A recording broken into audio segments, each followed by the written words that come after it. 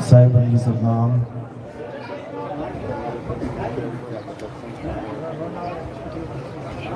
तो आज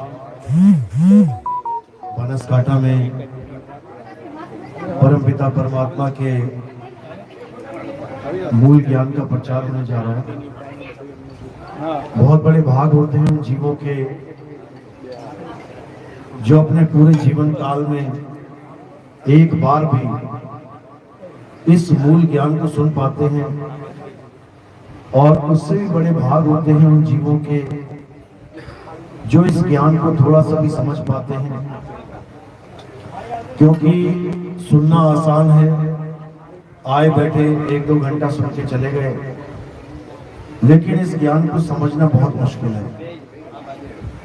परमपिता परमात्मा की अपार कृपा हो तब जाके ये ज्ञान थोड़ा बहुत समझ में आता है, नहीं तो इस जीव की इतनी क्षमता नहीं है कि इस ज्ञान को वो समझ पाए, उसको धारण कर पाए।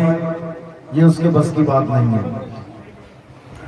इसीलिए कबीर साहब समझाते हैं कि लाखन में कोई समझ न पई है और कोटि मध्य जानेंगे, कहें कबीर सुनो भाई साधो, हमें बिरले हंस पहचानेंगे।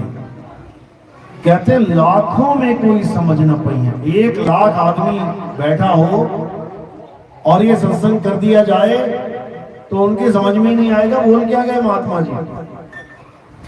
कोटि मध्य जानेंगे, करोड़ों लोगों के बीच में सत्संग रखा जाए तब जाके कहते हैं कहें कबीर सुनो भाई साधो, हमें बिरले हंस पहचानेंगे। यानी मुझे कोई बिरला ही पहचानेगा, मेरे स्वरूप को, मेरे असली सत्य स्वरूप को। ये सबके बस की बात नहीं है। ये पत्थर की मूर्तियां बना के पूजना, कबीर साहब की घर में कैलेंडर लगा लेना कबीर साहब का, ये दाढ़ी मूछों वाला कबीर, उसको अपने घर में सजा लेना तो आसान है, लेकिन उसके स्वरूप को जानना ये बहुत मुश्किल है। और बिना स्वरूप जाने कोई कहे कि मैं कबीरपंथी हूं तो भूल जाओ कि वो कबीरपंथी है। कबीर साहब अपने स्वरूप का ज्ञान देने आते हैं, और जो उनके स्वरूप के ज्ञान को ग्रहण कर लेता है वही कबीरपंथी कहलाएगा, नहीं तो सब शरीरपंथी हैं, देहपंथी हैं। आज इसी का निबेड़ा किया जाएगा कि कबीर साहब आखिर हैं क्या। क्योंकि कबीर साहब के नाम पे इस काल भगवान ने जो 12 पंथ चला रखे हैं, उसमें जीवों को कबीर नाम से तो जोड़ा जा रहा है, कबीर की देह से तो जोड़ा जा रहा है, कबीर की मूर्तियों से, फोटो कैलेंडर से तो जोड़ा जा रहा है, लेकिन कबीर साहब के स्वरूप को लखाने की क्षमता इसमें नहीं है। और जब तक कबीर साहब का स्वरूप नहीं लिखेंगे तब तक किसी का कल्याण होने वाला नहीं है। इसीलिए मदन साहब कहते हैं सोई गुरु पूरा कहावे, 2 अक्षर का भेद बतावे, एक छुड़ावे एक लखावे, तब प्राणी निज घर को जावे। यानी अगर हमारे जीवन में सतगुरु आ जाएगा तो वो क्या करेगा, वो 2 अक्षरों का भेद बताएगा हमें। कौन से 2 अक्षर? एक ये मुंह से निकलने वाले अक्षर, हिंदी के, पंजाबी के, गुजराती के, मराठी के, इंग्लिश के, अरबी के, फ्रेंच के, डच के, स्पेनिश के, पुर्तगीज, चाइनीज, कितनी भाषाएं हैं। सब अक्षर मुंह से निकल रहे हैं, सब अपने अपने मुंह से निकलने वाले अक्षरों को सत्य मान के बैठे, मुंह से जपने वाले नामों को सत्य मान के बैठे। तो कहते हैं एक तो इस अक्षर का भेद समझा देगा, और दूसरा अक्षर जो तुम्हारा स्वरूप है, अक्षर अविनाशी स्वरूप, तुम्हारा आत्म स्वरूप, इसका भेद समझा देगा। 2 अक्षरों का भेद बताएगा, फिर क्या करेगा, एक छुड़ावे और एक लखावे। नकली स्वरूप को, नकली नामों को छुड़वा देगा और असली स्वरूप को, असली नाम को लखा देगा। तो आज इसी स्वरूप ज्ञान का सत्संग बनसकांठा में हो रहा है। आज मालिक की कृपा हुई है इस गांव में, जो उन जीवों तक ये संदेश पहुंचेगा जो सच में परमात्मा को खोज रहे हैं, जो अपना जीवन दांव पे लगा के बैठे हैं, जो गुरु तो धारण करके बैठे हैं, लेकिन जिन्हें इतना विवेक नहीं है कि हमारे जो नाम दिया है, जो विधि बताई है, जो हमें भक्ति दी है, वो सही है या नहीं। बस आज इस पे विचार करेंगे। तो आज का सत्संग शुरू करने से पहले परमात्मा के नाम पे जयकारा लगाएंगे, फिर सत्संग शुरू करेंगे। बोलिए परमपिता परमात्मा की, सदगुरु बंदी छोड़ कबीर साहिब की, सभी संतों की, सभी भक्तों की, सत्संग कराने वालों की, गांव नगर बस्ती की, आज के आनंद की, सकल हंस को बंदगी, साहेब बंदगी सतनाम। तो कबीर साहब इस संसार में बार बार आते हैं हमें समझाने के लिए, हमें चेताने के लिए, हमें हमारा स्वरूप बताने के लिए। नहीं तो उनके यहां आने का कोई मकसद नहीं है। जैसे हम लोग बार बार इस 84 में आ रहे हैं, कुत्ता बिल्ली बकरा हाथी घोड़ा बनके, फिर एक बार मनुष्य योनि में आते हैं, उसके बाद फिर 84 में चले जाते हैं। हमारे आने में और उनके आने में जमीन आसमान का अंतर होता है। हम क्यों आते हैं संसार में? हम अपने कर्म भोगने के लिए आते हैं। जितने भी ये शरीर बैठे हुए हैं, इन पे कोई ना कोई विपदा, कोई ना कोई दुख, कोई ना कोई सुख आता ही रहता है। रोज तुम हिसाब लगाओ, आज सुख है, शाम तक कोई ना कोई दुख की खबर आ जाएगी, दुखी हो गए। सुबह फिर कोई ना कोई सुख की खबर आ गई, फिर शाम को दुखी हो गए। ये सुख दुख चलता ही रहेगा। इसी को जीवन कहते हैं। कौन सा जीवन? हमारा तुम्हारा जीवन, 84 लाख योनियों का जीवन, ये ऐसे चलता है। तो हमारे आने जाने का मकसद क्या है? कर्म भोग। और कबीर साहब के आने का मकसद क्या है? हम सबकी मुक्ति, हमारा आना जाना छूट जाए, हमारा जन्म मरण का बंधन टूट जाए। ये कार्य सिद्ध करने के लिए कबीर साहब इस भवसागर में आते हैं, अवतरित होते हैं। वो किसी मां के गर्भ से पैदा नहीं होते, नहीं होते। कैसे आते हैं? जैसे एक सूर्य बादलों के पीछे होता है, दिखाई नहीं देता, होता है लेकिन बादल छट जाते हैं तो दिखाई भी देने लग जाता है। जैसे इंद्रधनुष आसमान में पैदा नहीं प्रकट होता है, बिल्कुल उसी तरह कबीर साहब इस संसार में पैदा नहीं होते हैं, प्रकट होते हैं। प्रकट तो कलयुग में कहां प्रकट हुए इस बार? काशी में, लहर तारा तालाब में, कमल के ऊपर प्रकट हुए। किसको मिले? नीरू नीमा को मिले, जो उनके माता पिता कहलाए। वो हैं नहीं उनके माता पिता, कहला रहे हैं केवल इस दुनिया को दिखाने के लिए कि हाँ हमारे भी कोई माँ बाप है। तो वो इस दुनिया में अवतरित होते हैं क्या करने के लिए? हमें ज्ञान देने के लिए, हमें समझाने के लिए कि हम जिस दुनिया में आ गए हैं, जिस काल के लोक में हम फंस गए हैं, यहां से हम निकल नहीं पा रहे हैं। अब हमें निकलने का जो साधन है वो बताने के लिए कबीर साहब स्वयं आते हैं। कहते संतो अविगत से चला आया, कोई मेरा भेद मरम ना पाया। ना हम लीना गर्भ बसेरा, बालक होए दिखलाया। संतों अविगत से चला आया, मैं वहां से आया हूं जहां तक तुम पहुंच भी नहीं सकते, सोच भी नहीं सकते। वहां से आया हूं मैं। और वहां से क्या करने आया हूं? तुम्हें सत्य संदेश देने आया हूं। ये बताने आया हूं कि जिस काल की नगरी में तुम रहते हो, यहां पल पल तुम्हारी आयु घट रही है।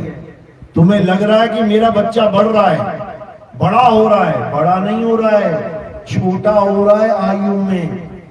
एक एक मिनट कम हो रहा है उसका, एक एक सेकंड उसके जीवन का कम हो रहा है। तुम्हारे बच्चे की आयु घट रही है, लेकिन तुम्हें लग रहा है कि बढ़ रही है। तुम्हें लग रहा है मेरा बेटा बढ़ रहा है, जबकि वो घट रहा है। ऐसे ही सबकी आयु दिन पर दिन घटती जा रही है, और हम किसकी तरफ बढ़ते जा रहे हैं? मौत की तरफ, मृत्यु की तरफ। जैसे एक शेर सोया हुआ है, दूर से कोई कुत्ता उसकी तरफ चलता जा रहा है, नादान बिल्कुल, उसको नहीं पता कि सामने कौन है, और जो उसको देख रहा है वो उसको तरस खा रहा है कि अरे ये कितना बड़ा बेवकूफ है, इस रास्ते से क्यों जा रहा है, सामने शेर खड़ा है, सो रहा है। अगर ये वहां पहुंच गया और वो जग गया तो ये गया काम से। वो कोशिश कर रहा है उसको समझाने की, मत जा इधर, मत जा, रास्ता बदल ले, लेकिन वो अज्ञानता में चलता ही चला जा रहा है और बड़ा खुश है, अपनी मौत को भूला हुआ है और अपने आनंद में मजे से जा रहा है। बिल्कुल वही हमारा हाल है। एक एक दिन हम मौत की तरफ भाग रहे हैं। शेर जबड़ा खोल के बैठा हुआ है, हमारे वाला तो सो भी नहीं रहा, जाग रहा है 24 घंटे, और हम उसके मुंह की तरफ चलते जा रहे हैं और हम आनंद में रह रहे हैं। देखो, खुशियां ढूंढ रहे हैं कि इस संसार में मुझे खुशियां मिल जाएं। जा मौत की तरफ रहे हैं और ढूंढ खुशियां रहे हैं। बस कबीर साहब यही समझाने आते हैं कि झूठे सुख को सुख कहे और मान रहा मनमोद, जगत चबैना काल का कुछ मुंह में कुछ गोद। कि ये सारा जगत ये काल के मुंह में जा रहा है, एक एक मिनट तुम्हारा मौत की तरफ बढ़ रहा है, लेकिन तुम अपने मकान, अपनी दुकान, बीवी बच्चों से, अपने ताम झाम से फुर्सत ही नहीं पा रहे हो। इसी में 24 घंटे उलझे पड़े हो। मैं क्या करूं अमीर हो जाऊं, मैं क्या करूं सुखी हो जाऊं, वो इंतजाम नहीं कर रहे हो जो करने आए हो इंसान जन्म में। क्या करने आए हो? यहां मकान दुकान बनाने नहीं आए हो कि यहां मैं बड़े बड़े मकान बना के छोड़ के चला जाऊं एक दिन मरने के बाद, मैं यहां बड़ी सारी जमीनें खरीद के फिर एक दिन मर के चला जाऊं यहां से। ये काम करने नहीं आए हो, ये तो करने लग गए हो। क्यों? क्योंकि वही चीज नहीं पता जो करने आए हो। तो संत महात्मा हमें समझाने आते हैं कि जो काम तुम करने आए हो वो तुम कर ही नहीं पा रहे हो। क्यों नहीं कर पा रहे हो? क्योंकि हमें पता ही नहीं है करने क्या आए हैं। आप किसी से भी पूछोगे, हाँ भाई क्या करने आए हो, तो वो क्या बताएगा? किसी से भी पूछ लेना, इस दुनिया में क्यों आए हो, क्या बताएगा? अरे क्यों आए हैं? खाओ पियो मौज करो, एक दिन मर जाना है। इससे थोड़ा सा ज्ञानी मिल जाएगा। उससे पूछोगे इस दुनिया में क्या करने आए हैं, वो कहेगा दुनिया में आए हो तो नाम करके जाओ, कोई बड़ा क्रिकेटर बन जाओ, कोई बड़ा एक्टर बन जाओ, कोई बड़ा सिंगर बन जाओ, कोई बड़ा नेता बन जाओ, कुछ ऐसा काम करो कि दुनिया में नाम हो जाए, उसके बाद मर जाओ। उससे बड़ा ज्ञानी मिल गया कोई, वो क्या बताएगा? उससे पूछोगे इस दुनिया में क्यों आए हैं इंसान बन के, वो क्या बोलेगा? अरे भाई इंसान बन के आए हो, सेवा करो, माँ बाप की, समाज की सेवा करो, समाज का भला करो, उसके बाद मर जाओ। और बड़ा ज्ञानी मिल गया, उससे पूछोगे क्या करने आए इस दुनिया में, तो क्या बताएगा? अरे भाई दुनिया में आए हो राम राम जपने आए हो, भगवान का नाम लेने आए हो। हिंदू है तो राम राम करो, मुसलमान है तो अल्लाह अल्लाह करो, नमाज पढ़ो, सिख है तो वाहिगुरु वाहिगुरु करो, ईसाई है तो गॉड गॉड करो, उसके बाद मर जाओ। इनमें से एक भी जवाब ठीक नहीं है सवाल का। इसमें से एक भी काम करने नहीं आए हो आप। अब करने क्या आए हो अच्छे से समझ लो। ये राम राम करने, वाहिगुरु वाहिगुरु करने नहीं आए हैं यहाँ पे। ये तो वो कर पाएगा जिसके कान ठीक हैं। तुम्हारे कान ठीक हैं, तुमने सुन लिया राम का नाम, तुमने सुन लिया वाहिगुरु का नाम, तुमने सुन लिया अल्लाह का नाम। जो बहरा है वो ना राम के नाम को जानता है, ना अल्लाह के नाम को जानता है, ना वाहिगुरु के नाम को जानता है, ना गॉड को जानता है।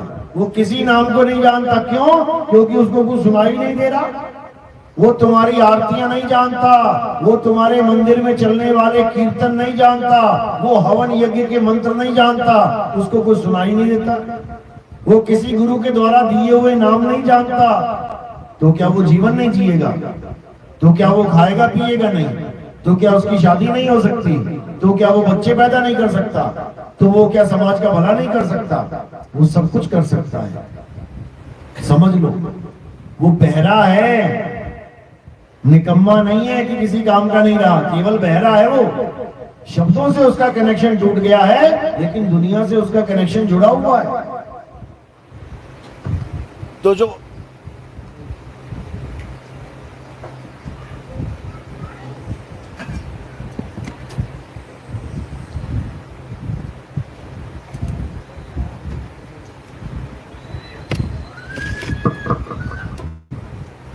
जो हमारा असली मकसद है, अब वो समझ लो क्या है।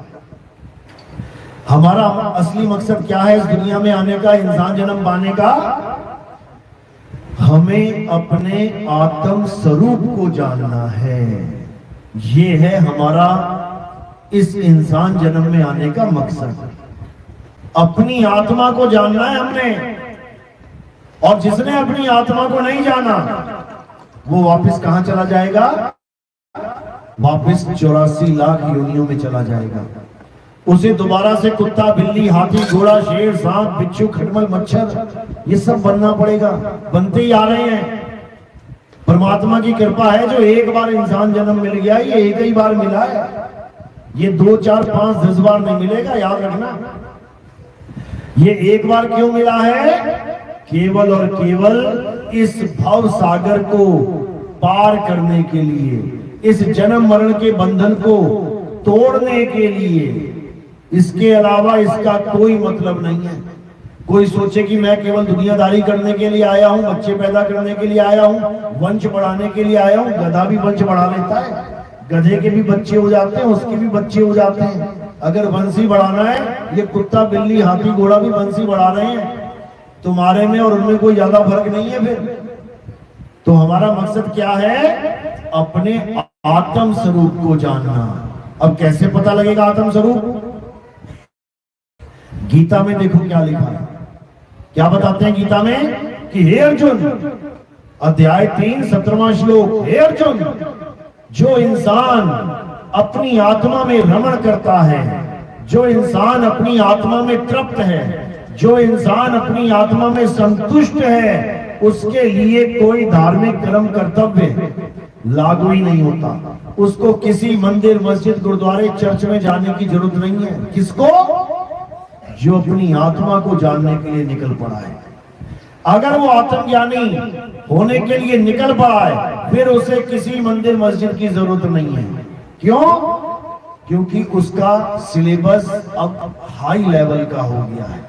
ये मंदिर, मस्जिद, गुरुद्वारे का सिलेबस क्या है? ये भी एक पढ़ाई है, लेकिन ये किसकी पढ़ाई है? जैसे हमारी प्राथमिक पाठशाला होती है।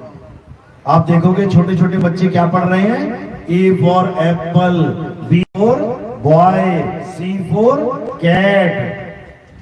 सब बच्चे यही पढ़ रहे हैं। चाहे कोई डॉक्टर बन जाए, चाहे इंजीनियर बन जाए, चाहे साइंटिस्ट बन जाए, पाठ पढ़ के आगे बढ़ाए। वो एक भी ये नहीं कह सकता कि मैंने ये नहीं पढ़ा। यानी ये हमारी पढ़ाई है, शुरुआती पढ़ाई, प्राथमिक पाठशाला। अगर हम हिंदू हैं तो हमें मंदिर जाना ही पड़ेगा। अगर हम मुसलमान हैं, मस्जिद जाना ही पड़ेगा। अगर हम सिख हैं, गुरुद्वारे जाना ही पड़ेगा। अगर हम ईसाई हैं, चर्च जाना ही पड़ेगा। क्यों? क्योंकि माँ बाप लेके जाएंगे। कौन लेके जाता है पहली बार हमें मंदिर? हमारे ही माँ बाप। अगर हिंदू हैं तो मंदिर लेके जाएंगे, रास्ते में 10 मस्जिदें पड़ जाएं तब भी कभी मस्जिद में लेके नहीं जाएंगे। क्यों? क्योंकि हम हिंदू फैमिली में पैदा हो गए।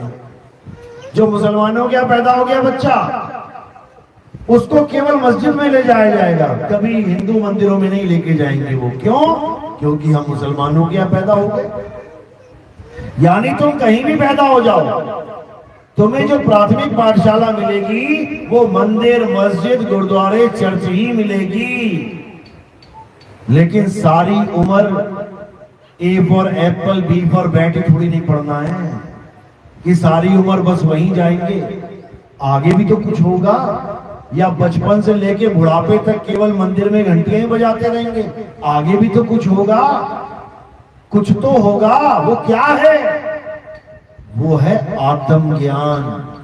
एक हो गया मंदिर ज्ञान, मूर्ति ज्ञान, पूजा ज्ञान, पाठ ज्ञान, हवन ज्ञान, यज्ञ ज्ञान, मंत्र ज्ञान, यंत्र ज्ञान, जंत्र ज्ञान, और एक तरफ हो गया आत्म ज्ञान। यानी सारी उम्र मंदिर चले जाओ, सारी उम्र आरतियां गा लो, तुम्हें एक बार भी समझ में नहीं आ सकता पूरे जीवन में कि मेरी आत्मा है कैसी। आत्मा सबके पास है ना? आत्मा नाम सुना है ना सबने? आत्मा गुजराती में क्या बोलते हैं? आत्मा को आत्मा ही बोलते हैं। फिर तो अच्छी बात है। सबने आत्मा का नाम सुना है ना? सबके पास आत्मा है। सब अपनी अपनी आत्मा लेके आए हो। किसी की घर तो नहीं रह गई, छूट गई हो, कहीं गिर पड़ी हो रास्ते में? सब अपनी अपनी आत्मा लेके आए हो। एक बार हाथ लगा के चेक करो जरा, है क्या? हाँ, सब लेके आए हो, लेकिन आत्मा का ज्ञान किसी के पास नहीं है। आत्मा है सबके पास, लेकिन आत्मा है कैसी? क्या है आत्मा? कैसी होती है आत्मा? ये ज्ञान किसी के पास नहीं है। इसका मतलब क्या है कि आत्मा तो है, लेकिन आत्म ज्ञान नहीं है। समझ लो।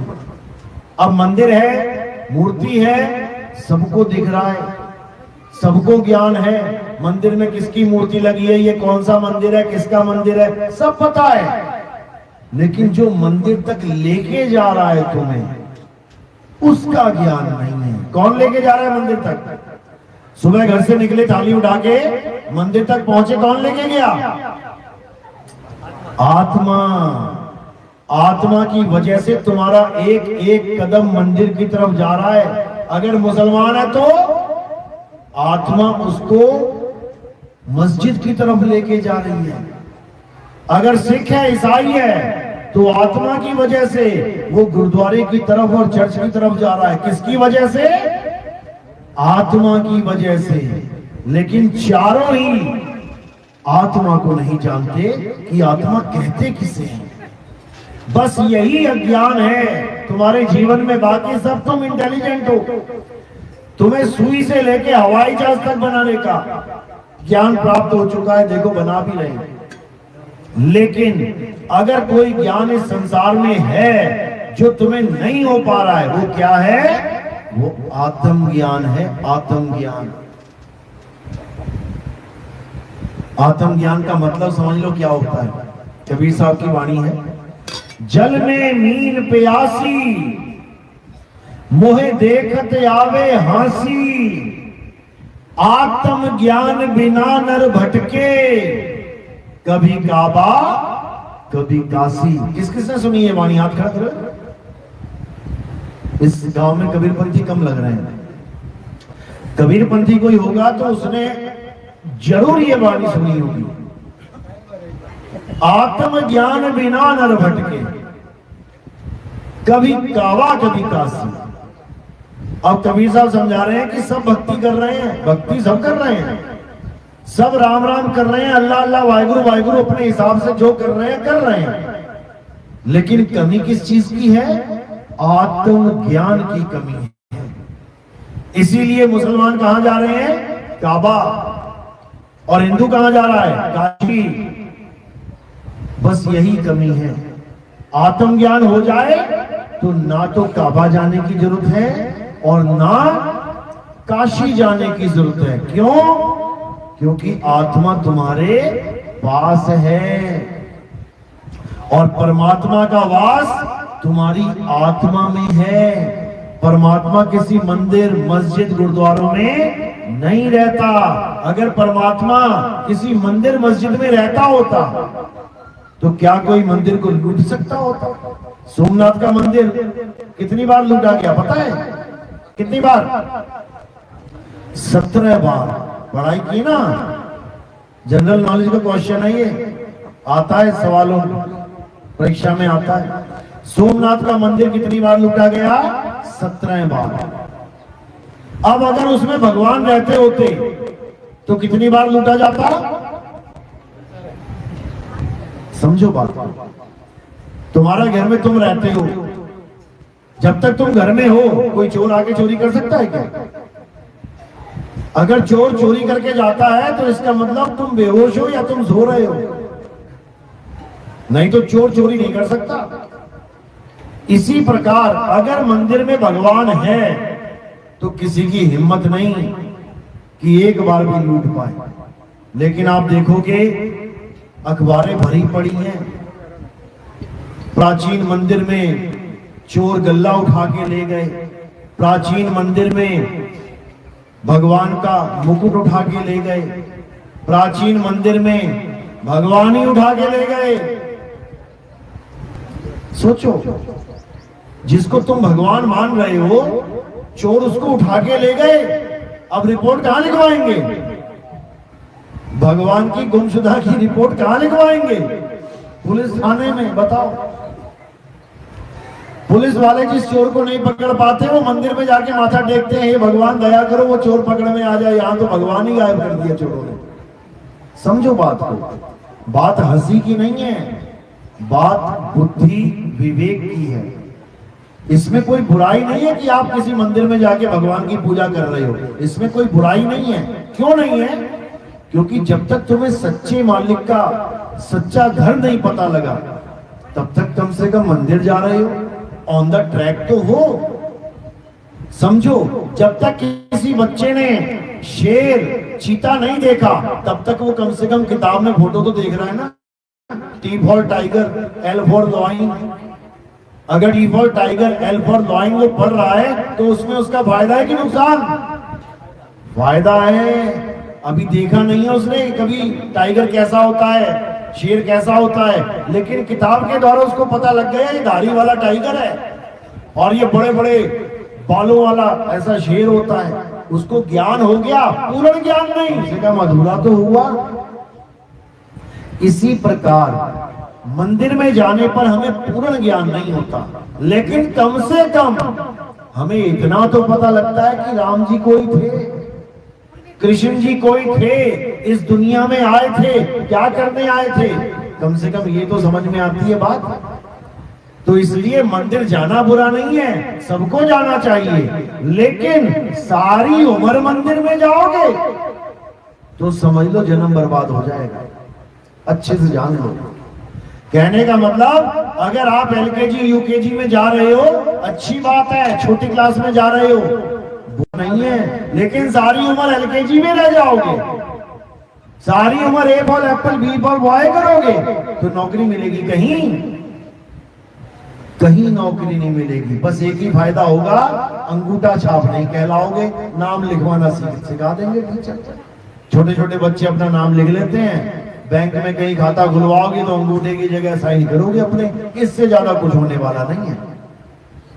तो अब हमने क्या करना है, जितना मंदिर गए अच्छी बात है, मस्जिद गए अच्छी बात है, गुरुद्वारे गए, चर्च गए अच्छी बात है, लेकिन अब हमने आगे की पढ़ाई पढ़नी है कि अब आगे क्या करें।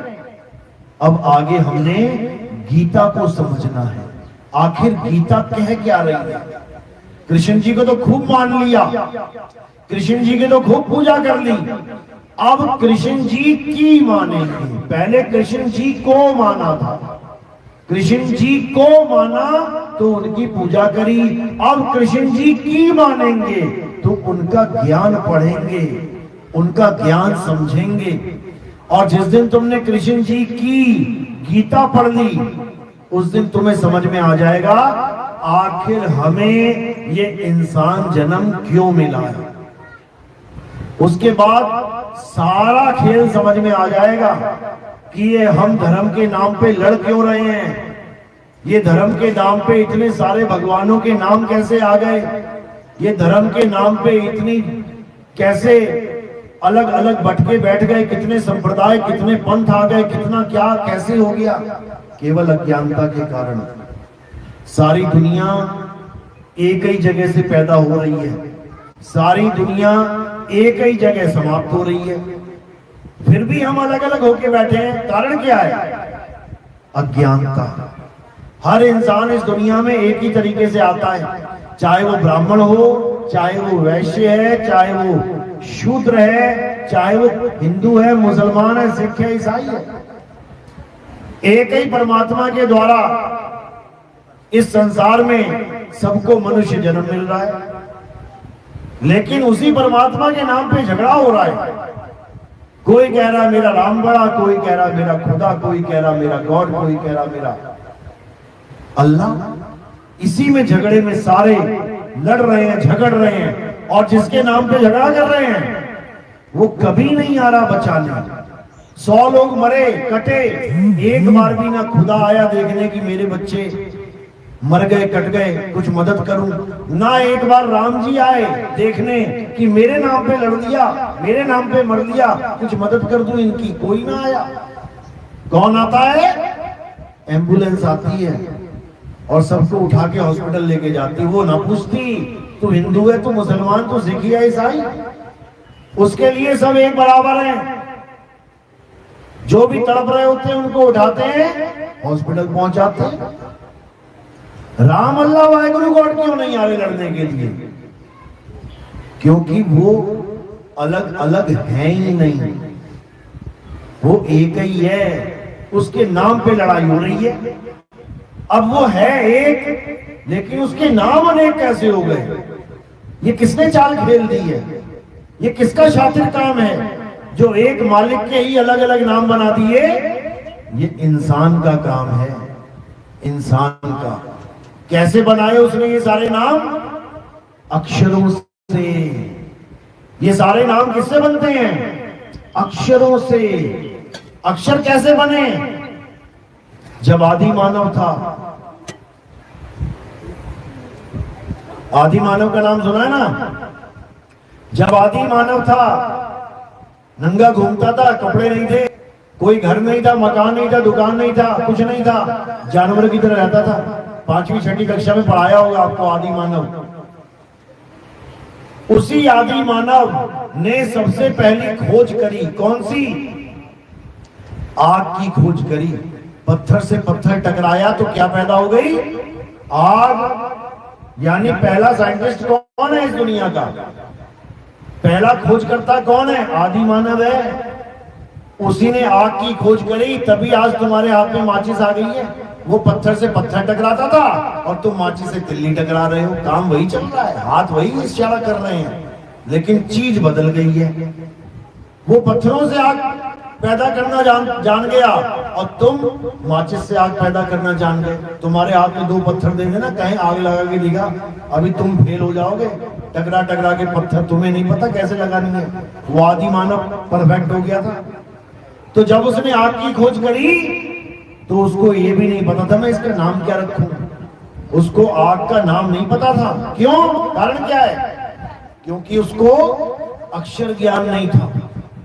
उसके पास कोई अक्षर नहीं थे। ये हिंदी के, पंजाबी के, गुजराती के, मराठी के, अंग्रेजी के, वो बिना अक्षरों के जीवन जीता था। जैसे ये भैंस, कुत्ता, बिल्ली, हाथी, घोड़ा, ये बिना किसी अक्षर के जीवन जी के चले जाते हैं, इसी प्रकार वो भी जीता था। लेकिन परमात्मा की दया से उसके पास जो बुद्धि थी ये चलने लग गई। अब उसने क्या किया? अब उसने अक्षरों की खोज करी। आग तो पत्थर से मिल गई, अक्षर कहां पड़े मिले उसे? अक्षर कहां से मिलते हैं? कहां से अक्षर खोजे उसने? इस मुंह में से। इस मुंह में से जितनी भी आवाजें निकली उसने उसको क्या कर दिया? लिपिबद्ध कर दिया, लिख लिया। पहली आवाज कौन सी निकली भारत देश में?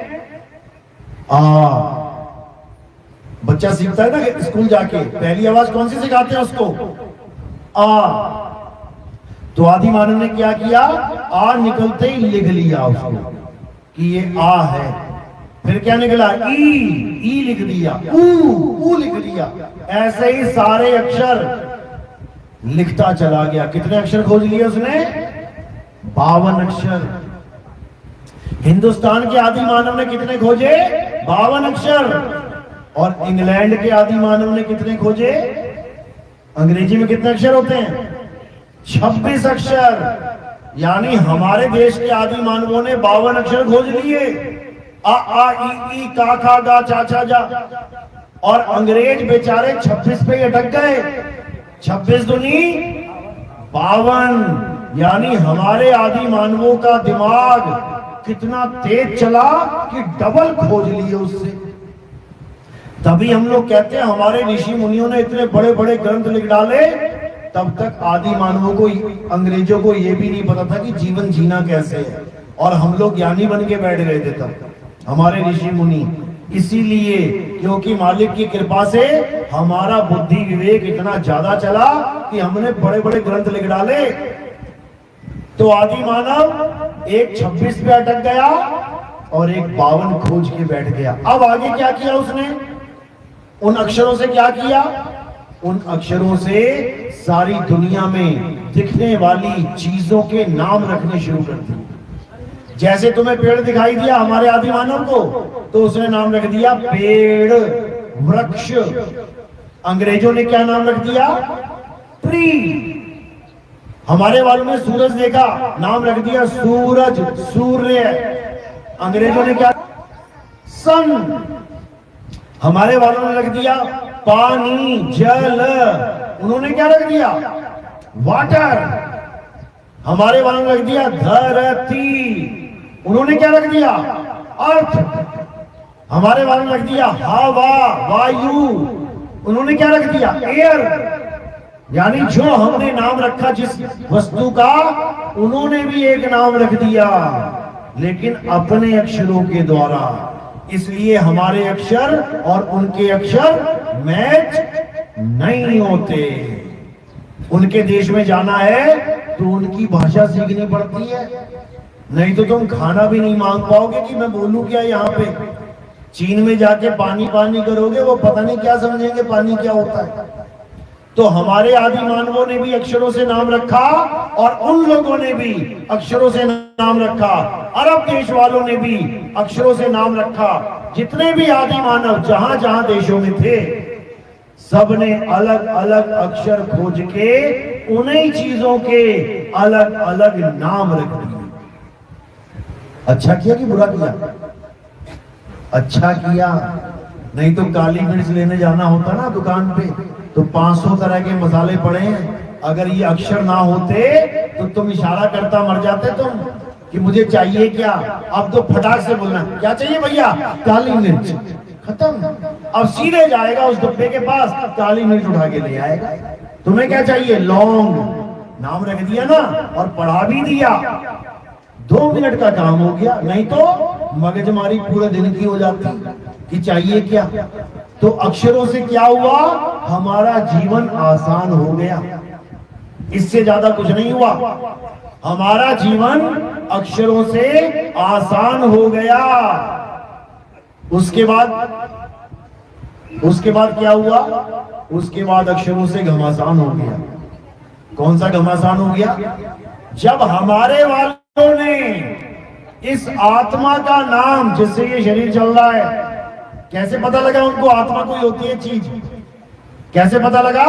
जब चलता चलता आदमी गिर पड़ा, जब भागता भागता आदमी गिर पड़ा, जब बैठा बैठा आदमी गिर पड़ा और उठा ही नहीं, तब हमारे आदि मानवों ने क्या सोचा कि कोई ना कोई चीज थी जो ये शरीर छोड़ के चली गई, कुछ ना कुछ तो है।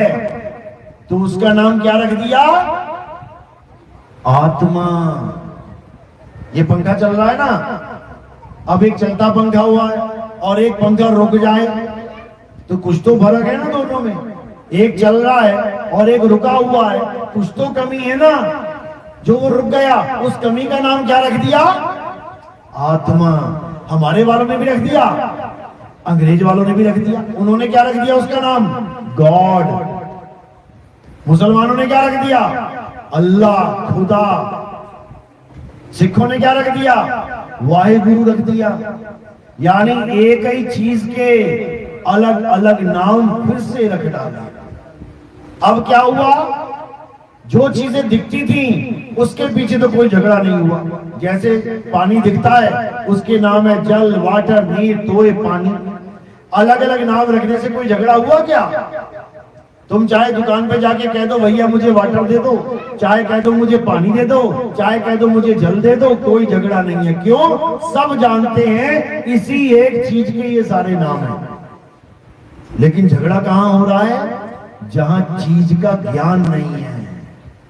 कोई कह रहा है राम, कोई कह रहा है अल्लाह, कोई कह रहा है वाहिगुरु, कोई कह रहा है आत्मा, कोई कह रहा है आत्मदेव, कोई कह रहा है परमात्मा।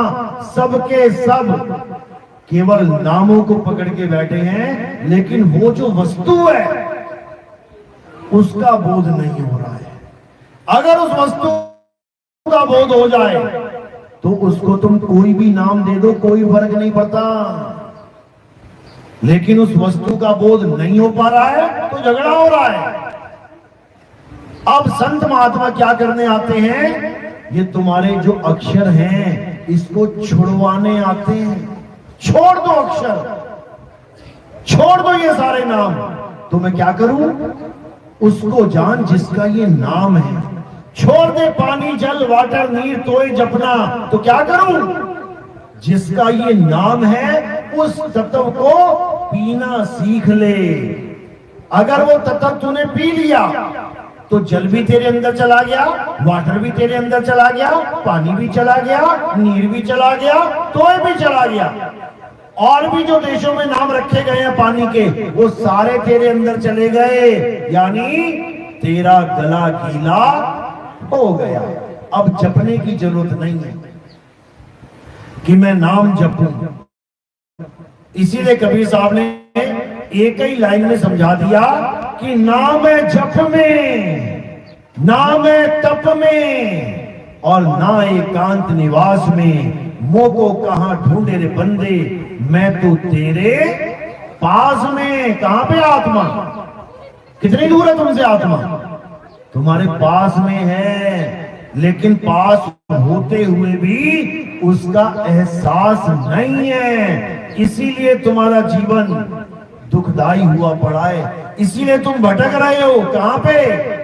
कभी काबा, कभी काशी।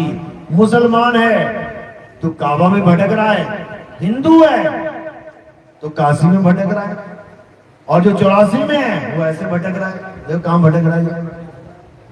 तो इसी तरह भटकना ही लिखा है किस्मत में किसकी? जो आत्म ज्ञान को नहीं जान पाता। आत्म ज्ञान का मतलब समझ लो क्या होता है। आत्म ज्ञान का मतलब ये नहीं कि तुम राम राम जपो या राम जी की पूजा करो। आत्म ज्ञान का मतलब ये नहीं कि तुम हरे कृष्णा जपो, राधे राधे करो, उनकी पूजा करो। आत्म ज्ञान का मतलब ये नहीं कि तुम अल्लाह अल्लाह वाहिगुरु वाहिगुरु करो। आत्म ज्ञान का मतलब ये नहीं कि तुम किसी और की पूजा करो। आत्म ज्ञान का मतलब क्या है? जैसे आत्म कथा। क्या मतलब है इसका? आत्म कथा का मतलब तुम्हारी खुद की कथा। कोई तुम्हें कहे कि अपनी आत्म कथा लिखो तो क्या लिखोगे? गांधी जी कहां पैदा हुए थे ये लिखोगे? जवाहरलाल नेहरू प्रधानमंत्री थे ये लिखोगे? क्या लिखोगे? मैं कौन हूं, कहां रहता हूं, अपने बारे में सारा ज्ञान लिखोगे, उसको कहते हैं आत्म कथा। इसी प्रकार आत्महत्या, क्या मतलब है इसका?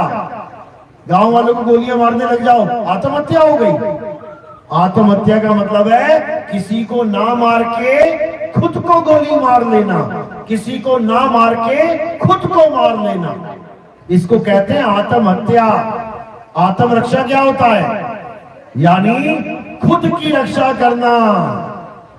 जहां पर भी आत्म शब्द जुड़ गया वो किसी और का नहीं रहा, फिर वो तुम्हारा हो गया, तुम्हारे बारे में चर्चा हो गई। जैसे कहते हैं आत्मनिर्भर हो जाओ। आत्मनिर्भर का मतलब ये नहीं है कटोरा लेके लोगों से भीख मांगो। आत्मनिर्भर मतलब अपने ऊपर निर्भर हो जाओ, खुद पे निर्भर हो जाओ। आत्म कल्याण यानी खुद का कल्याण करो। इसी प्रकार आत्म ज्ञान यानी किसी और का नाम नहीं जपना है, किसी और की पूजा नहीं करनी है, किसी और को भगवान नहीं मानना है। किसको जानना है? अपनी आत्मा को जानना है, क्योंकि तुम्हारी आत्मा में ही परमात्मा का वास है। परमात्मा किसी मंदिर मस्जिद में नहीं बैठा है कि तुम सोचो कि दान चंदा इकट्ठा करके गांव वालों से 100-100 500-500 रुपए इकट्ठा करके तुमने भगवान का घर बना दिया। अरे जो भगवान सारे ब्रह्मांड को बना देता है, जो सूरज चांद सितारों को बना देता है, वो अपना घर नहीं बना सकता? वो क्या अपने लिए एक मंदिर नहीं बना सकता?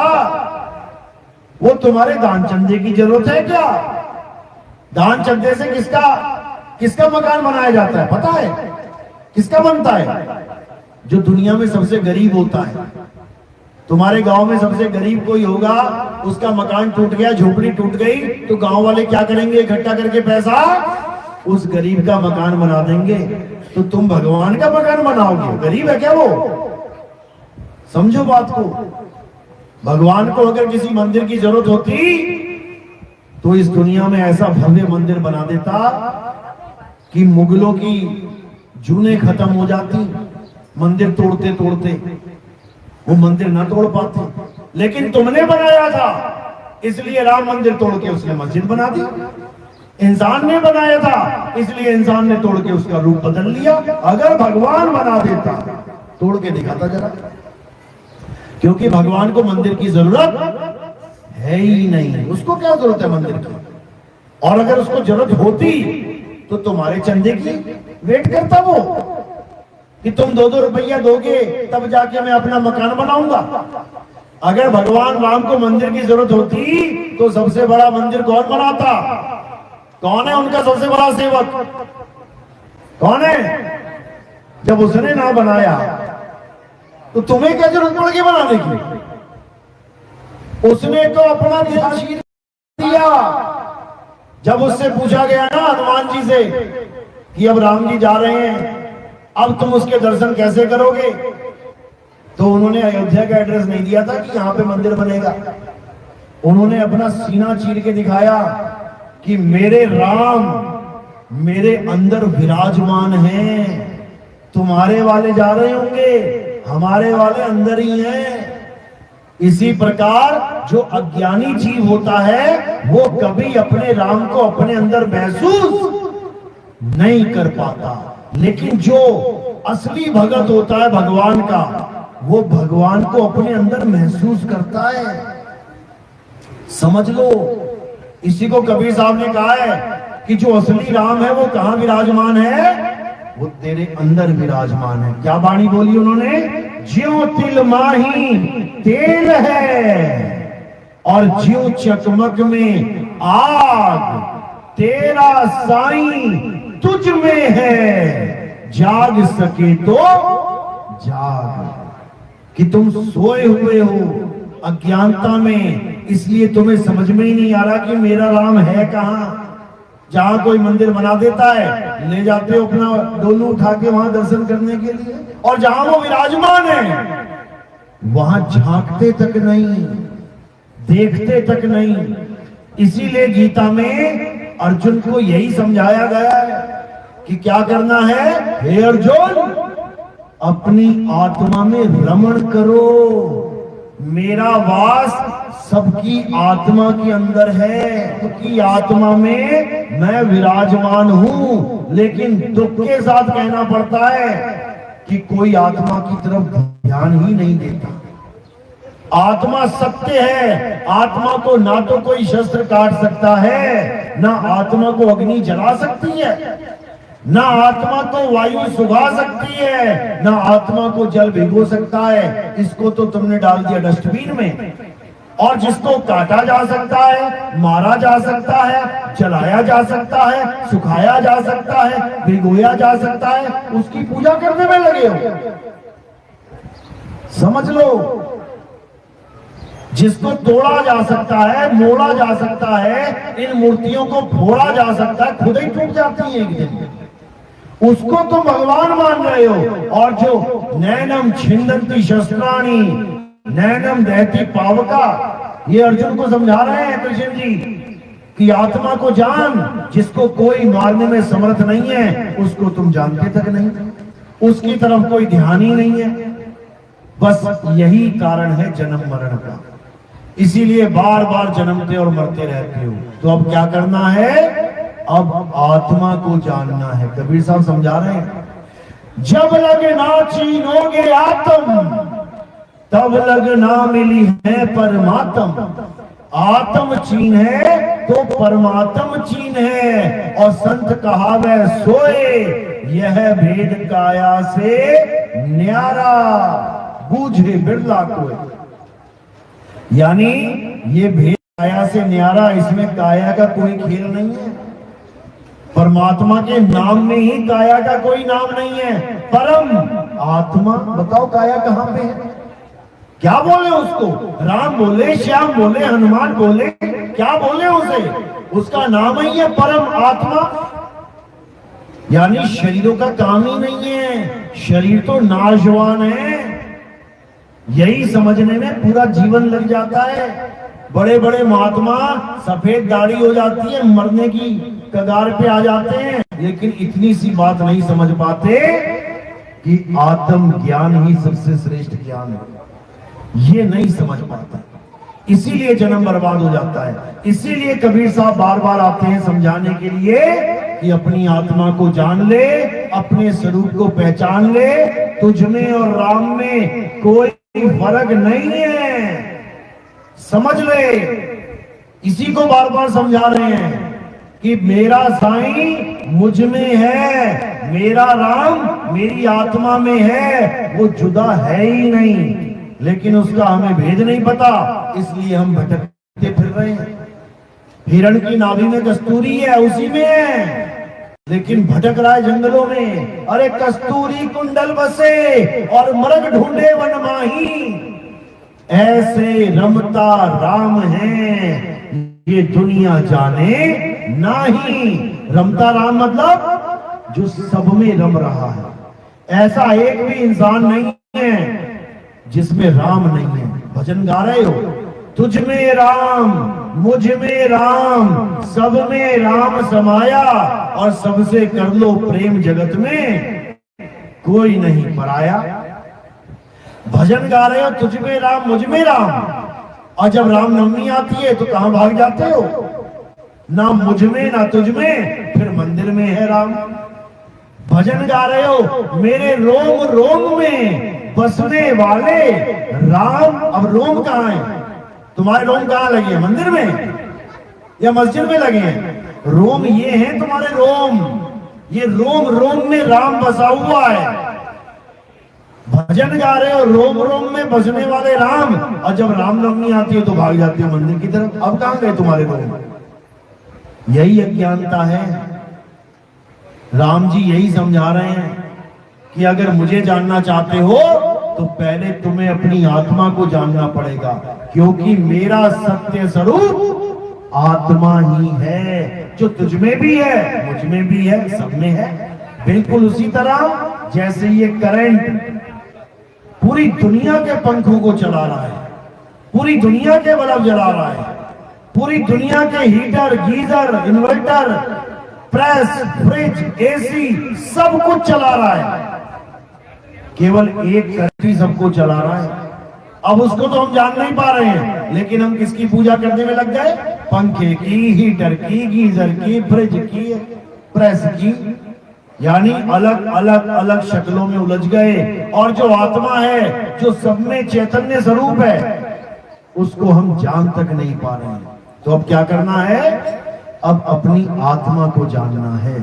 अगर आपने अपनी आत्मा को जान लिया तो समझ लो कि तुम्हारा जीवन सफल हो गया, तुमने परमात्मा को जान लिया। और अगर तुम अपनी आत्मा को नहीं जान पाए तो जहां तुम्हारी आस होगी वहीं तुम्हारा वास होगा। समझ लो, एक ऋषि था, सारी उम्र पूजा पाठ करता रहा, हरे राम हरे कृष्ण हरे राम ओम नमः शिवाय ओम नमः शिवाय। सारी उम्र वेद पाठ करता रहा, हवन यज्ञ करता रहा, बूढ़ा हो गया। जब बूढ़ा हो गया तो उसके आश्रम में एक हिरण का बच्चा आ गया। जब हिरण का बच्चा आ गया उस ऋषि को बड़ा अच्छा लगा, छोटा सा बच्चा बड़ा उछले कूदे, बड़ा प्यारा लगा। उसने क्या किया, उसको पाल लिया। अच्छा किया कि बुरा किया? अच्छा किया, एक जीव को पाल लिया, अच्छी बात है। अब उसको खिलाए पिलाए नहलाए धुलाए, खूब प्यार करें उसे। अच्छा कर रहा है बुरा कर रहा है? अच्छा कर रहा है, जीवों से प्रेम करना चाहिए। अब इतना प्यार कर रहा है, इतना प्यार कर रहा है कि उसके दिमाग में वही घुस गया। 24 घंटे हिरण के बच्चे की देख रेख कर रहा है, पूजा पाठ भी कर रहा है, ऐसे नहीं कि नहीं कर रहा है, सब कुछ कर रहा है, लेकिन ध्यान कहाँ रहता है? हिरण के बच्चे में। एक दिन क्या हुआ, हिरण के बच्चे को बांध दिया उसने, घास डाल दी, बैठ गया भक्ति में, समाधि में बैठ गया। अब एकदम मौत जब आई, उसको लगा, समझ में आ गया कि मेरी मृत्यु आ रही है, समय पूरा हो गया। अब क्या हुआ, अब उसका ध्यान चला गया हिरण के बच्चे में कि मैंने इसको बांध के रखा है, इसको घास दी है, थोड़ी देर में खत्म हो जाएगी। अब बंधा हुआ है तो और घास नहीं खा पाएगा, भूखा ना मर जाए कहीं। कोई भेड़िया आ गया, कोई शेर चीता आ गया, ये भाग भी नहीं पाएगा, मारा जाएगा। उसका भला सोच रहा है वो, अच्छा कर रहा है कि बुरा कर रहा है? अच्छा कर रहा है, लेकिन फल क्या मिल रहा है पता है? उसके बारे में सोचता सोचता सोचता प्राण त्याग दिए। सारी उम्र की भक्ति, सारे उम्र की राम राम राधे राधे हरे कृष्णा, सारी उम्र के वेद पुराण हवन यज्ञ धरे के धरे रह गए। और कहां चला गया वो पता है? हिरण की योनि में चला गया जाके। हिरण का बच्चा बनना पड़ गया उसको। अब पैदा हुआ जंगल में, अब शेर पीछे भाग रहे, जान बचाता फिर रहा है अपनी। वो ऋषि मुनि जो सारी उम्र भगवान की शरण में रहा, जो सारी उम्र भगवान की तपस्या पूजा करता रहा, उसको 84 में जाना पड़ रहा है। तो तुम सोचो तुम्हारा ध्यान कहां है? समझ लो, जहां तुम्हारा ध्यान होगा तुम्हारा वास वहीं हो जाएगा। अभी कई लोग सत्संग में बैठे हैं, ध्यान कहां है? अरे भैंस का टाइम हो गया दूध देने का, जल्दी खत्म हुए तो मैं जाऊं वहां पे। अभी प्राण छूट गए तो पता कहां चली जाओगी? भैंस की योनि में चले जाओगे। अब भैंस बन के निकल आओगे बाहर, 2 सींग होंगे, 1 पूंछ होगी, घूमोगे गली गली में, कोई पहचानेगा भी नहीं कि मेरी माँ घूम रही है। पता नहीं तुम्हारे माँ बाप कहाँ कहाँ बंधे हुए हैं, तुमने बांध रखे हैं, तो रोज डंडे मार मार के उनसे काम ले रहे हो। क्यों? शक्ल बदल जाएगी, फिर ये नहीं रह जाएगा रघुवीर सिंह और सियाना सिंह और मियाना सिंह। फिर क्या हो जाएगा? कुत्ता बिल्ली बकरा हाथी चूहा। फिर ये बदल जाएंगे सब, कोई नहीं पहचानेगा कि ये मेरा बाप है। समझ लो, ये एक जन्म मिला है, इस जन्म में कल्याण कर लिया तो कर लिया, नहीं तो हालत खराब होने वाली है सबकी, समझ लो। तो कबीर साहब यही समझा रहे हैं, 184 भटक के पौपे अटके आए, अब की पासा ना पड़ा तो फिर 84 जाए। अगर ये जन्म तुम्हारा सफल नहीं हुआ ना, मरना तो सबने है, ये याद रखना। ऐसा मत सोचना कि मैं तो अमर हूं, और ये भी मत सोचना कि जब आएगी तब देखी जाएगी। जिसकी आ गई है ना, उससे पूछ के देख लेना एक बार क्या हाल है। जो ये डायलॉग मारते हैं ना, जब आएगी देखी जाएगी, सबसे ज्यादा हॉस्पिटलों के चक्कर वही लगाते हैं, डॉक्टर साहब बचाए लो, मर गया मैं तो। इसलिए ज्यादा दिलेर बनने की जरूरत नहीं है, होशियार बनने की जरूरत है। भवसागर नाम रखा गया है, भवसागर। भव रेगिस्तान क्यों नहीं रखा? भव पहाड़ क्यों नहीं रखा? भव मरुस्थल क्यों नहीं रख दिया? भवसागर क्यों रखा है? क्योंकि वहां पे तुम्हारे पैर काम नहीं करेंगे। तुम कितने ही तेज दौड़ते क्यों ना हो, दुनिया के सबसे बड़े तुम तेज दौड़ने वाले इंसान क्या ना हो, जब तुम पानी में गिर जाओगे ना, ये तुम्हारे पैर काम नहीं करेंगे। वहां क्या काम करेगा? वहां कला काम करेगी। कौन सी कला?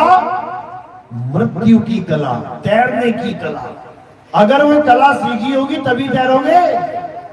इसलिए भवसागर नाम रखा गया है कि भवसागर में जो तैरेगा वो पार हो जाएगा, और जो नहीं तैरेगा वो उल्टा लटक जाएगा।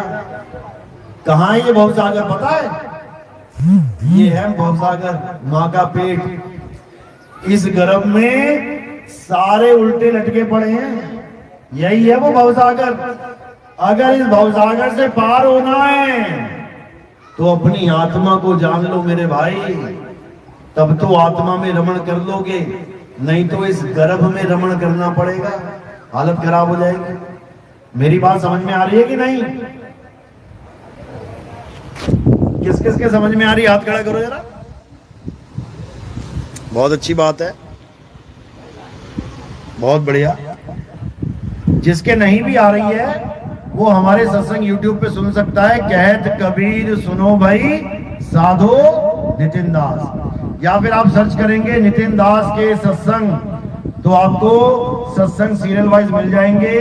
एक एक सत्संग को ध्यान से सुनते जाना और पक्षपात मत करना। ये मत सोचना मेरे गुरु जी तो कोई और है, मेरा धर्म तो कोई और है, मेरी जात मेरी बात तो कोई और है, ऐसा बिल्कुल मत समझना।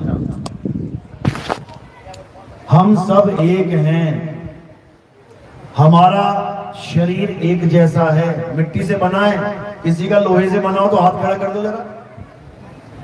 सबका मिट्टी से बना है ना। सब कहां मिलेंगे जाके लास्ट में? मिट्टी में मिलेंगे। कोई जल के मिल जाएगा राख बन के, कोई दफन होके मिल जाएगा। सबके पास खून है, खून दौड़ रहा है ना, रूह अफ़ज़ा तो नहीं किसी के अंदर, सबके अंदर खून ही है ना। हड्डी सबके अंदर है ना, कोई सरिया लगवा के तो नहीं बैठा ऊपर से नीचे तक, डॉक्टर ने लगा दिया बात अलग है, लेकिन कैल्शियम की हड्डियां ही हैं सबके अंदर। ये चमड़ा ही है ना सबका, देख लो कहीं पीओपी तो नहीं लगी हुई, देख लो ये बाल ही है ना सबके पास, रस्सी तो नहीं उगा के बैठा कोई, ये बाल ही है ना। सब एक जैसे ही है, सब एक जैसे ही है। अलग मत समझ लेना कि मैं ऊंची जात का, वो छोटी जात का, वो नीची जात का। जब माँ का ऑपरेशन होने वाला होता है ना और जब खून की जरूरत पड़ती है तो वहां पे ब्लड ग्रुप लिख के भेजते हो, ये नहीं लिखते मेरी माँ ऊंची जात की है, नीची जात वाले का खून नहीं चाहिए। समझ लो, वहां पर तुम्हें खून चाहिए, ऊंची जात नीची जात नहीं चाहिए। समझ लो बात को। तो ये ऊंची जात नीची जात कैसे बनती है? अक्षरों से। ये अक्षर ना होते तो बताओ ब्राह्मण का बा कहां से आता, शूद्र का शाह कहां से आता, क्षत्रिय का शाह कहां से आता? बताओ जरा। ये अक्षर ना होते हिंदू का हा कहां से आता, मुसलमान का मां कहां से आता, सिख का सा कहां से आता, ईसाई का ई कहां से आता? बताओ जरा। ये अक्षर ना होते तो रणवीर का रा कहां से आता, महेश का मां कहां से आता, सीता का सा कहां से आता, कुमारी का का कहां से आता? ये सारे नाम ना होते फिर भी तुम यहां होते, ऐसे बैठे होते। जैसे 1000 जानवर सड़क पे देखोगे गाय दारों के हिसाब से, बिना नाम के जी रही हैं, एक दूसरे का नाम नहीं पता, ये कलावती है कि सीतावती है कि कौन सी पद्मावती है ये, लेकिन सारे काम चल रहे हैं उनके, खा भी रही है निकाल भी रही है, सब काम चल रहा है बिना नाम के। किसका काम नहीं चल रहा बिना नाम के? इस इंसान का। पैदा होते टेंशन हो जाती है, क्या नाम रखे, क्या नाम रखे। तो उसके बाद पंडित जी के पास पहुंचे, पंडित जी नाम बता दो। वो भी बड़ा होशियार है, वो भी पहला अक्षर बता देता है, का नाम से रख लो बेटा, बताओ। और खा से रख लिया तो क्या हो जाएगा, गा से रख लिया तो क्या हो जाएगा? कमाल हो गई। मतलब इतना ज्यादा भ्रमित कर दिया इन लोगों ने कि सोच भी नहीं सकते। अरे नाम का मतलब एक पहचान होती है, किसी भी अक्षर से रख लो। तुमने कुत्ता पाल लिया, उसका नाम टॉमी रख लिया तो क्या हो जाएगा? नहीं रखा उसका नाम मैंने टाइगर, तो क्या हो जाएगा? कुछ भी नहीं होगा। पहले तो तुम्हारा नाम रखवा देंगे, फिर तुम्हें सारी उम्र डराएंगे, तेरा नाम राशि ये है ना, तेरे ग्रह दशा खराब चल रही है। अब तुम नाम ले लेके घूमो, अरे यार मेरा नाम कहां से क्यों रख दिया मैंने, ये तो सारे ग्रह कहा के ऊपर आ गए, काश मेरा नाम गा से होता। समझ लो इस बात को। सूर्य सबके सिर के ऊपर है ना, सबको गर्मी दे रहा है ना, इसी तरह ग्रह भी सबके ऊपर एक जैसे ही हैं। बृहस्पति जितना मुझसे दूर है उतना ही तुमसे दूर है, शनि जितना मुझसे दूर है उतना तुमसे दूर है, मंगल जितना मुझसे दूर है उतना तुमसे दूर है। वो मेरे पे प्रभाव कैसे डाल देगा एक्स्ट्रा भाई, ये बता दो मुझे। समझ लो, अभी गरम गरम पानी सबके ऊपर फेंक दिया जाए तो सब जलेंगे, अभी सबको आग लगा दी जाए तो सब जलेंगे। ये थोड़ी नहीं मेरा नाम तो का से है मैं तो नहीं जलूंगा। अरे का वाला भी जलेगा, खा वाला भी जलेगा, गा वाला भी मरेगा। समझ लो, निकलो इस भरम जाल से। हमारा अस्तित्व क्या है? हमारा अस्तित्व आत्मा है। और ये शरीर क्या है? 5 तत्वों का पुतला है, खत्म हो जाएगा एक दिन, तेरा भी मेरा भी। हटाओ इसको, किनारे करो और अपने सत्य स्वरूप को जानो। तुम भी अविनाशी, हम भी अविनाशी, क्योंकि आत्मा कभी मरती नहीं है। तुम अमर हो। कभी गलती से ये मत सोच लेना कि तुम किसी दिन मर जाओगे। मृत्यु की मौत आ सकती है, लेकिन तुम्हारी मौत नहीं आ सकती। याद रखना, अगर तुम्हारी मौत आ जाए तो स्वर्ग में वास कौन करेगा जाके? क्या लिखवाते हो कार्ड पे? मेरे पिताजी का स्वर्गवास हो गया। स्वर्गवास का मतलब क्या होता है? स्वर्गवास का मतलब क्या होता है? यानी मेरे पिताजी पहले झोपड़ी में रहते थे, यहाँ वास करते थे, अब कहाँ चले गए? अब स्वर्ग में चले गए, महलों में चले गए। तो रो क्यों रहा भैया? प्रमोशन हो गया उसका। पहले झोपड़ी में भूखा मरता था, अब इंद्र के साथ बैठ के बढ़िया सोमरस पिएगा। क्या टेंशन ले रहा है? तो मरा कहाँ है तेरा बाप? केवल उसका वास बदल गया। जैसे आज तुम्हारा वास यहाँ पे है, कल को तुम मुंबई चले गए, तुम कहीं और के वासी हो गए। मर थोड़ी नहीं गए। ये तुम्हें बेवकूफ बनाया जा रहा है कि तुम मर जाओगे। कोई नहीं मरने वाला। अरे हम ना मरिब और मरिब संसारा, हमको मिला जियावन हारा। इस दुनिया में सबसे बड़ा झूठ क्या है? कि तुम मरोगे। इससे बड़ा कोई झूठ नहीं है। लेकिन दुख के साथ कहना पड़ता है, इस दुनिया का सबसे बड़ा सच ये बताया जाता है कि दुनिया में सबसे बड़ा सत्य क्या है? मौत ही सत्य है। मूर्खों के लिए है मौत सत्य, ज्ञानियों के लिए मौत सबसे बड़ा झूठ है। अरे पानी में पानी मिला और मिला पौन में पौन, और मैं तो से पूछूं पंडिता, इनमें मरा कौन? पहले तो यही बता दे। ये 5 तत्वों में मिल गए जाके। और ये आत्मा अमर है, तो मरा कौन? किसकी 13वीं मना रहा भैया? मरे की 13वीं मनाई जाती है। जो अमर है उसकी 13वीं कैसे मना लोगे? आत्मा अमर है, उसकी 13वीं 14वीं 15वीं नहीं मनाई जाती। समझ लो, ये केवल पेट का धंधा बना लिया है कि तेरा बाप मर गया, चल अब कुछ दे मुझे, करवा 13वीं। तेरे बेटा पैदा हो गया, चल मुझे कुछ दे। बेटा थोड़ा बड़ा हो रहा है, चल इसका मुंडन करवा, कुछ दे मुझे। इसका नाम रखना है, चल मुझे कुछ दे। शादी करनी है, चल मैं ग्रह मिलाता हूं, मुझे कुछ दे। यानी पैदा होने से लेके मरने तक। और ये नहीं कि मरने तक धंधा खत्म, मरने के बाद भी चालू है। 13वीं कराओ, उससे पहले इसका अंतिम संस्कार करवाओ। करवा दिया, वो ना करवाएं तो क्या मुक्ति नहीं होगी? ठीक है, करवा दिया अंतिम संस्कार। अब हरिद्वार में हड्डियां फेंकने जाओ। अरे अंतिम संस्कार करवा दिया, मुक्ति हो गई, अब हरिद्वार में हड्डी फेंकने से क्या होगा? नहीं, हरिद्वार में हड्डी नहीं फेंकी, मुक्ति नहीं होगी। तो जो पहले करवाई थी मुक्ति, वो क्या थी भाई? जो क्रियाक्रम में मुक्ति थी, वो कौन सी वाली मुक्ति थी? चलो हड्डी फेंक दी हरिद्वार में जाके। अब 1 साल के बाद पहले 13वीं करवाओ। 13वीं नहीं करवाई तो क्या होगा? भटकेगा ये। 2 बार मुक्ति करवा दी इसकी। एक बार इसका क्रियाक्रम करवा दिया मंत्र जपवा के, एक बार हरिद्वार में हड्डियां फेंकाए, 2 बार मुक्ति हो गई। 13वीं नहीं करवाई तब भी भटकेगा। 13वीं करवा ली, उसके बाद 1 साल के बाद नंबर आएगा। अब 1 साल होने वाला है पूरा। अब पूरे गांव को भोजन करवा, नहीं करवाया तो भटकेगा। अरे भैया कौन सी कितनी मुक्तियां देनी है तुमने? उसके बाद 4 साल आ जाएगा। उसके बाद पितर बना के उसको देख तेरी को हर साल मुक्तियां करवाते रहो। तो ये चक्कर में नहीं पड़ना है। अब आत्म ज्ञान को जानना है, गीता के ज्ञान को जानना है। गीता हमें इन सब चीजों से दूर करती है और आत्मा के करीब करती है। चलो, तो आज का सत्संग यही समाप्त करते हैं। उम्मीद है मेरी कोई ना कोई बात आपको जरूर समझ में आई होगी। अगर एक बात समझ में आई है तो समझ लो कि आपके ऊपर परमात्मा की कृपा शुरू हो गई है। अब जो खोजी होगा वो सत्य को खोजता चला जाएगा, खोजता चला जाएगा, और कहां पहुंच जाएगा? परम सत्य तक पहुंच जाएगा, यानी अपने सत्य स्वरूप तक पहुंच जाएगा।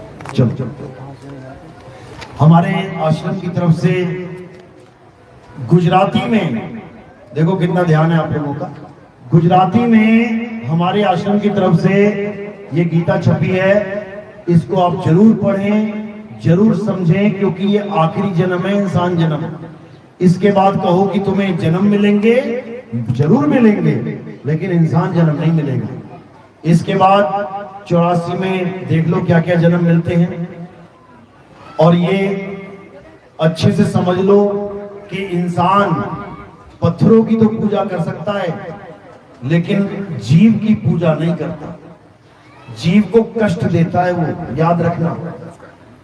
सांप की पूजा कर सकता है, पत्थर का हो अगर। देखो भोले शंकर के मंदिर में जाओ, सांपों को माथा टेकेगा, पूजा करेगा, और जब घर में असली सांप निकल जाए तो क्या करेगा? लठ बजाएगा सिर के ऊपर, मार मार के फन तोड़ देगा उसका। पत्थर का चूहा होगा तो उसकी पूजा कर लेगा।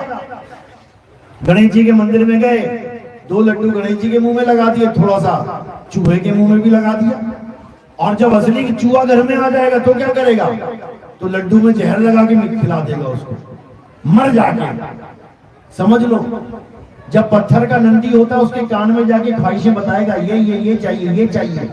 और जब असली नंदी खेत में घुस जाएगा ना, गेहूं खाएगा, तब क्या मिलेगा उसको? ये लट्ठू मिलेगा बड़ा वाला। तो कहने का मतलब पूजा तो होगी 84 में, लेकिन पत्थरों की होगी, तुम्हारी नहीं होगी। तुम्हारे तो लट्ठी बजेंगे। इसलिए इस इंसान जन्म को अच्छे से समझना है। किसी धर्म के खिलाफ नहीं है हम कि सोचो यार ये मंदिर छुड़वा रहा है, ये मस्जिद छुड़वा रहा है, ये बिल्कुल नहीं। जाते हो अच्छी बात है, जाओ, लेकिन आगे का ज्ञान भी समझो। अगर बच्चा एलकेजी में जा रहा है, जाओ, लेकिन बेटा आगे भी कुछ है, उसको भी समझ लो। और ये इंसान जन्म ही है समझने के लिए। कहो चूहा कुत्ता बिल्ली बन के तुम आत्मज्ञान मिलेगा? नहीं मिलेगा, भूल जाओ। चलो, तो आज का सत्संग यही समाप्त करते हैं। अब आरती का समय। हमारे आरती कैसे होती है समझ लो। हमारे यहाँ आरती आत्मदेव की होती है, हमारे यहाँ आरती जीवित गुरु की होती है। हमारे यहाँ आरती पत्थर की, मूर्ति की, फोटो की, कैलेंडर की नहीं होती। कारण क्या है?